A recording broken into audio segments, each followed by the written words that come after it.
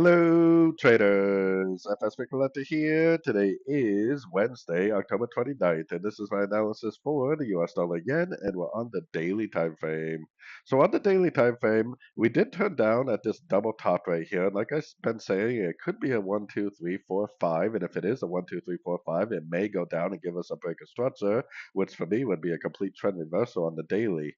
Now, the only reason I do not think that's what's going to happen is because we even at a Fibonacci level. Most big turns do happen at Fib levels, and I'm still very bullish on the dollar. So I still think there's a chance that this move down is just a pullback to this move up, and we may still end up pushing up to the 78% and maybe even beyond.